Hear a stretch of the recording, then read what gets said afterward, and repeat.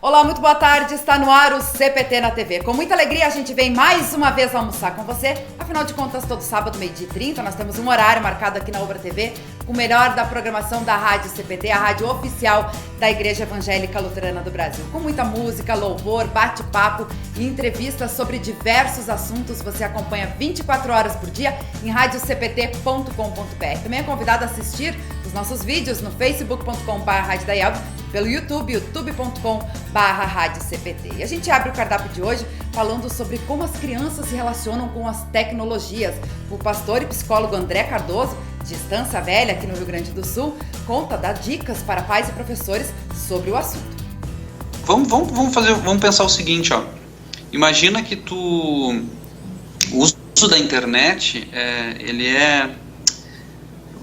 imagina que tu tá indo dormir à noite, 10 da noite, e tu pega teus filhos, leva na calçada e diz para eles, boa noite. Aí tu fecha o portão da tua casa e entra e deixa teus filhos lá na calçada. Quem faz isso? Ninguém faz isso, né? Pelo menos alguém em suas condições mentais não faz isso. Mas com a internet a gente faz pior. A gente diz, boa noite, filhos, vamos dormir. Só que não, né? A gente libera eles no mundo, porque a internet é o mundo, né? E às vezes a gente não se dá conta disso. E o risco que se corre na internet é muito grande, com pedofilia, com sexualidade, mas também até contra a própria vida, porque volta e meia a gente está lidando com ondas de suicídio, de ensinar de desafios, né? Esses desafios, essa coisa toda. Então são coisas que a gente vai sendo engolido, né, na velocidade da tecnologia, na curiosidade dos adolescentes, e a gente não se dá conta. Ou seja, as transformações são muito rápidas e nós, mas especialmente as crianças e os adolescentes, estão vivendo isso com muita intensidade, né? Tudo muda muito rápido e eu acho que eu tenho visto no consultório também que muitas pessoas estão sofrendo por causa do vazio, né? Quer dizer, tudo muda muito rápido e se eu não acho um substituto para aquilo que já foi embora, eu caio num vazio e esse vazio eu não suporto. A gente não medita mais, né? Não estou falando de meditação filosófica, das religiões filosóficas, né? Eu estou falando de meditar no sentido de parar, de pensar, de refletir. Quando a gente lê a palavra de Deus, por exemplo, a gente parece que não pensa mais sobre aquilo, né? E tem até orientação bíblica, né? Medito na tua palavra noite e dia, ó Senhor, né? O Salmo. Mas eu não sei se a gente medita ainda, se a gente medita sobre essas coisas. A gente está muito acelerado às vezes, né? Só que para desacelerar tem que ter tempo. A gente vive uma sociedade que não tem tempo. A gente não tem tempo, né? Tá sempre na correria, estudando. A gente faz mestrado, faz doutorado e acha que acabou. Não, tem o pós-doutorado, tem não sei o que, né? A gente compra casa e acabou. Não, tem reforma, tem isso, tem aquilo. E a gente não tem mais tempo de viver uma vida mais tranquila, consumir menos, gastar menos, comprar menos e ter mais tempo. Porque quanto mais a gente consome, mais a gente compra, mais a gente adquire, menos tempo que a gente tem. Porque a gente não paga as coisas com dinheiro, né? Não é com dinheiro. A gente paga com tempo, né? Porque se eu vou trabalhar para uma empresa durante 5 anos para pagar o carro que eu financiei em 5 anos, eu estou vendendo meu tempo. Não é o dinheiro que eu estou indo lá, eu estou indo lá doar meu tempo. Enfim, são coisas que eu penso também, né? Às vezes a gente tem que aprender a lidar com o não ter nada para fazer. Não tenho nada para fazer. Eu lembro quando eu era pequeno que eu dizia para minha mãe, eu não gosto de férias porque eu não tenho nada para fazer, né? Mas olha que saudade, né, de não ter nada para fazer. Que coisa boa que é às vezes não ter nada para fazer, né? Então vamos fazer nada juntos, né? E às vezes a gente não consegue mais fazer isso, né? Às vezes a gente não suporta a presença um do outro, sobre o que nós vamos conversar. Eu recebo às vezes pessoas no consultório que me dizem assim, não, eu converso muito com meus filhos. Aí eu pergunto assim, sobre o quê? E aí as pessoas não sabem dizer sobre o que converso. Eu cobro o tema da escola. Tá, mas isso não é conversar, isso é cobrar o tema da escola. Eu pergunto se quer comer, o que quer comer. Tá, mas isso não é conversar, isso é só uma troca de informação, tá? Tu quer comer isso. E às vezes a gente não se dá conta que a gente não conversa, né? Quais são as tuas preferências, do que tu gosta, do que tu não gosta, o que tu tá sentindo nesse momento. E Quando os assuntos são mais polêmicos, especialmente sobre sexualidade, daí sim que a gente não conversa.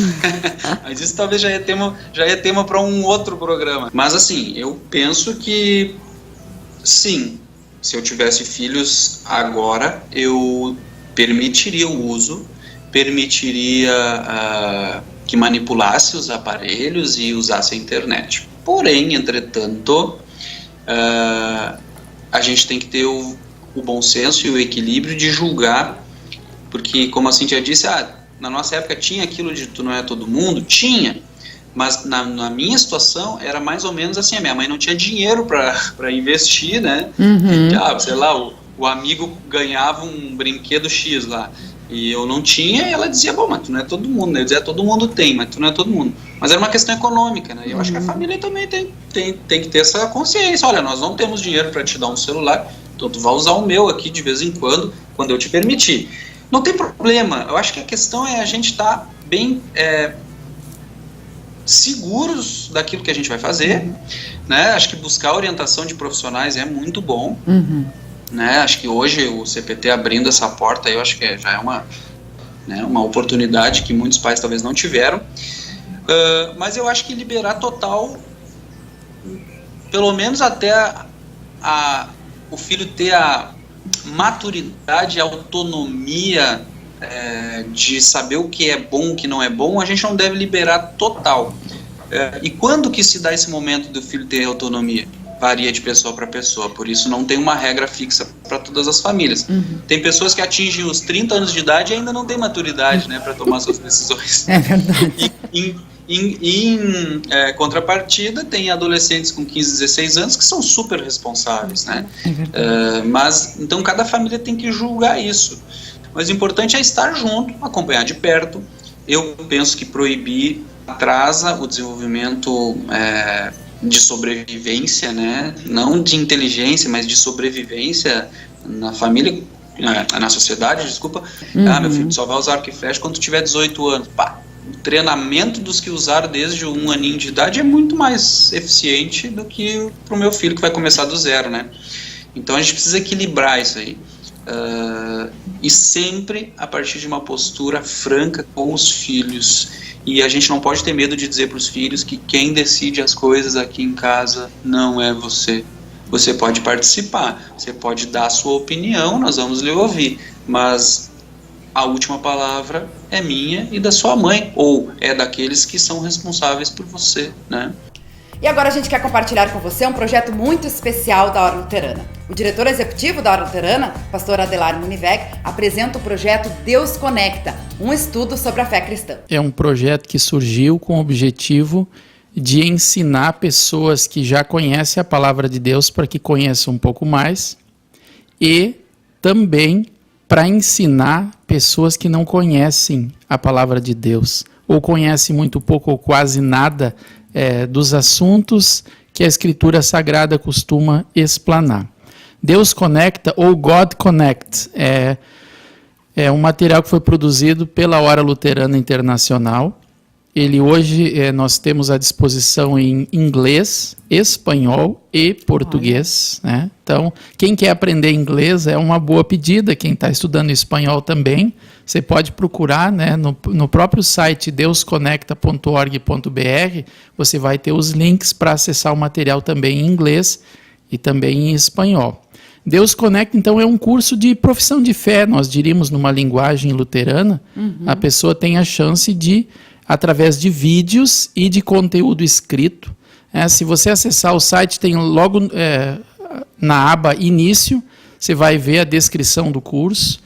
Fala também sobre a Hora Luterana no Brasil, que existe desde 1947, com esse objetivo. Digamos, é um curso bíblico. Tá? Numa outra forma de curso bíblico. Você tem coisas para preencher, você tem coisas para estudar, você tem formas de divulgar esse material também na sua igreja local, formar grupos. Tem pessoas que estão usando de uma forma muito criativa. E não só para adultos, tem colegas pastores que estão usando Deus Conecta para trabalhar com os adolescentes. Olha só, aproveitar os vídeos são muito bem produzidos. Vocês deem uma olhada na qualidade das imagens e principalmente no conteúdo. São vídeos pequenos, aí de 7, 8, 9 minutos, que eles fazem um resumão sobre os assuntos principais da fé cristã. Por que Jesus? Começa assim. A primeira lição, isso, né? A primeira lição. Separado ele é bem didático, bem né? didático, ele é né? bem separadinho ali pelo conteúdo, né? Pelas lições. E aí, então, hoje temos 12 lições ali, 12 né? lições. E a primeira, então, por que Jesus? Por que Jesus? Porque isso é tudo, né, gente? Ele é o autor e consumador da fé. Jesus, o Salvador, nosso bom pastor, aquele que deu a vida por nós. Então, nós começamos falando do principal. E aí depois os outros assuntos, porque a Bíblia. Então essa descrição, explicação, e tem material para você imprimir, você vai clicar em imprimir, você vai poder fazer um baita de um estudo junto com a sua família, junto com um grupo na sua igreja, né? Às vezes tem locais que não tem pastor vacante, que estudo que eu poderia fazer com os jovens? Nossa, tem assunto aí para 3 meses pelo menos, para fazer estudo uma vez por semana. Um material muito simples e muito elucidativo. Por que Jesus? Por que a Bíblia? A lei de Deus, né, os 10 mandamentos, uma explicação de cada um deles. Quem é Deus? E aí a descrição da Trindade, quem é Deus? Quem é Jesus? Primeiro, por que Jesus? Depois, quem é Jesus? Quem é o Espírito Santo? Às vezes tem grupos que chegam na casa da gente e dizem que nem Jesus e nem o Espírito Santo não é Deus. Será? Se você olhar o material e ver as descrições bíblicas, as recomendações da palavra de Deus, será que o Espírito Santo não é Deus?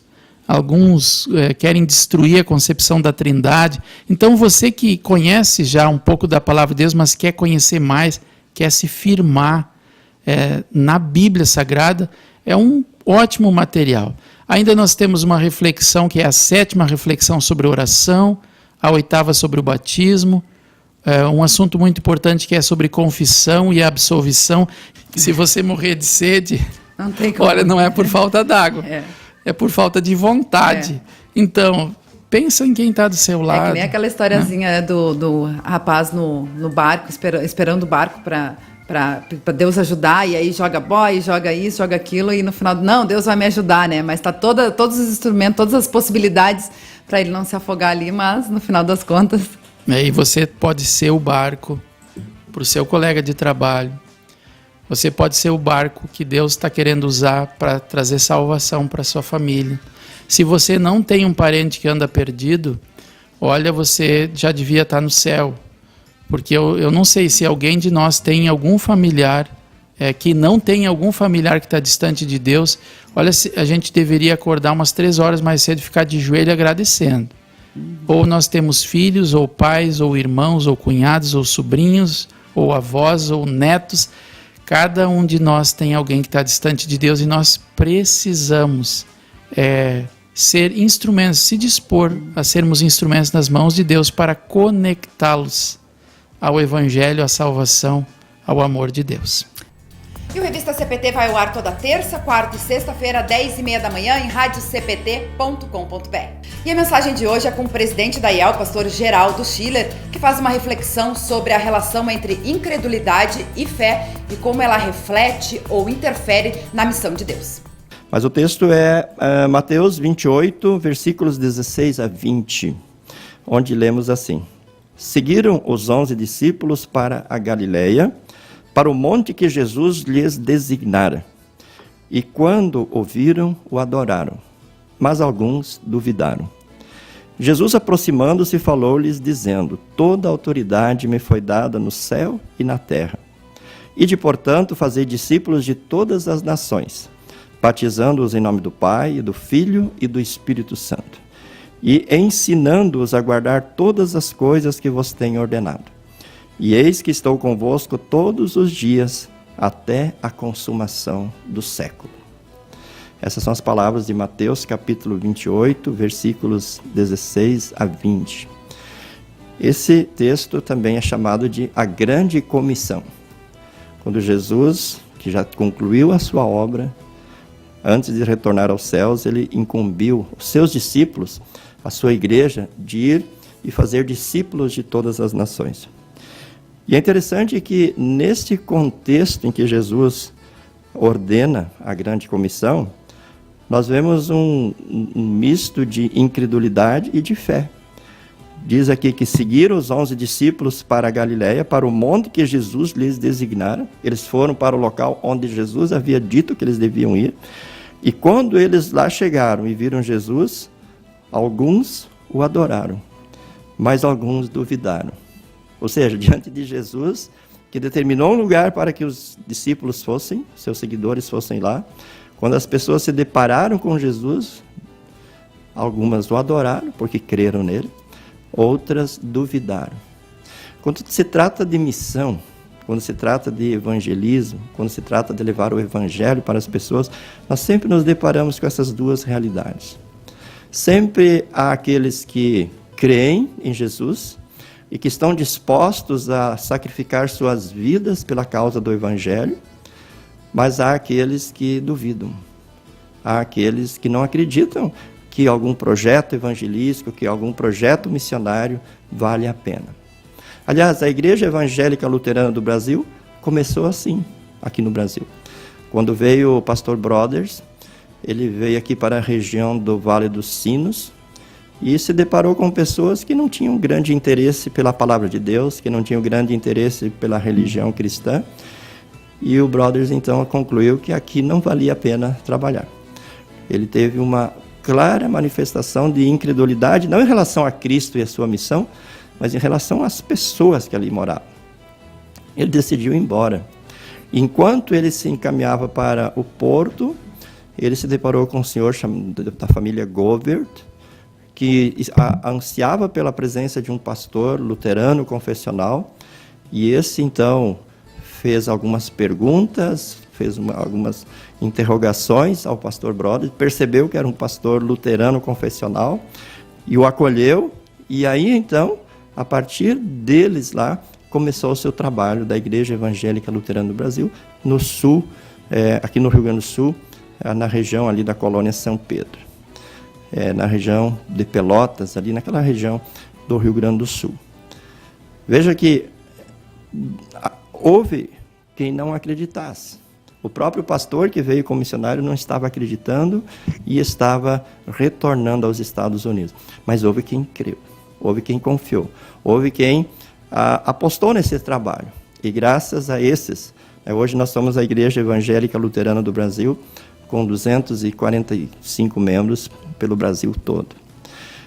Você, querido irmão, sempre que você é desafiado por Jesus a testemunhar, sempre que você é desafiado a falar do amor de Jesus, a participar da missão da igreja, a participar de um projeto evangelístico, sempre vai ter no seu coração esse misto de incredulidade e de fé. Por um lado, a fé que você tem em Jesus o leva a testemunhar, o leva a falar de Jesus.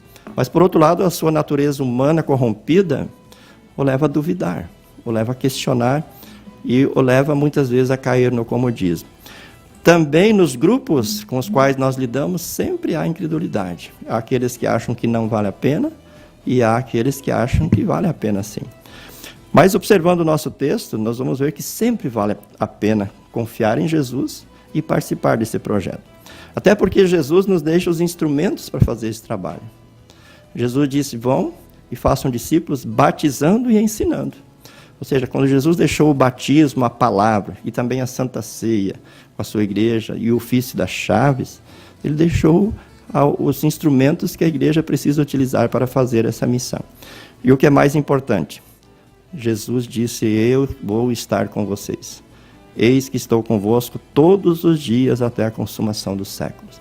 Ele nos deu o seu Espírito Santo, que está entre nós, que está em nós, e o próprio Jesus está conosco, conforme a sua promessa. E age poderosamente no batismo, na palavra, na Santa Ceia, e nos acompanha, nos apacenta, nos guia, e nos capacita e motiva para participarmos desse grande comissionamento. A boa notícia é que Deus já nos alcançou com seu amor e a sua graça, e agora Ele quer alcançar outras pessoas por meio de nós. Deus Espírito Santo nos ilumine e nos fortaleça nessa convicção. Amém.